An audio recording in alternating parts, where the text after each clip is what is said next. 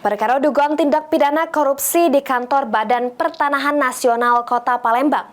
Tim penyidik pidana khusus Kejari Palembang netep ke betino inisial K jadi tersangka karena diduga sudah ngelakukan suap atau gratifikasi terhadap J samo AZ yang merupakan pegawai di kantor BPN Kota Palembang.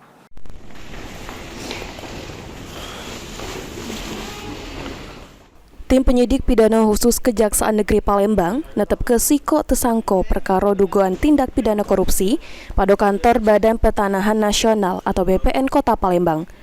Juru penerbitan sertifikat hak milik melalui program pendaftaran tanah sistematis lengkap atau PTSL tahun anggaran 2019. Penyidik netep ke inisial K jadi tersangka yang merupakan pemilik tanah seluas kurang lebih 200 hektar yang secara bersama-sama dengan tersangka AI diduga sudah melakukan suap atau gratifikasi terhadap J sama AZ yang merupakan pegawai di kantor BPN Kota Palembang. Hal tersebut diungkap langsung Kasih Pitsus Kejari Palembang, Aryo Aprianto Gopar, juru press release penetapan tersangka inisial K. Ditambah ke Aryo, ditetapkan Nyoka ini jadi tersangka sesudah yang bersangkutan diperiksa jadi saksi atas kasus dugaan tindak pidana korupsi pada kantor Badan Pertanahan Nasional atau BPN Kota Palembang.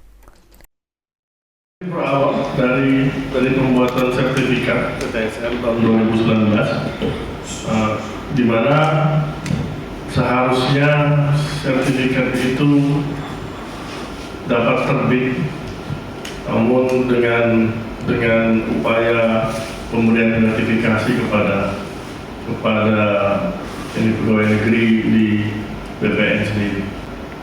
Jadi tersangka ini sendiri modusnya apa? Sebagai apa? Penyuap atau gimana? Dia turut serta melakukan pemberian gratifikasi kepada terpidana Y dan AZ. Selanjutnya, mulai hari ini, Jumat 19 Juli 2024, sampai 20 hari ke depan, tersangka K dibawa ke Lapas Betino Merdeka untuk jalani penahanan, guna mempercepat hasil penyelidikan.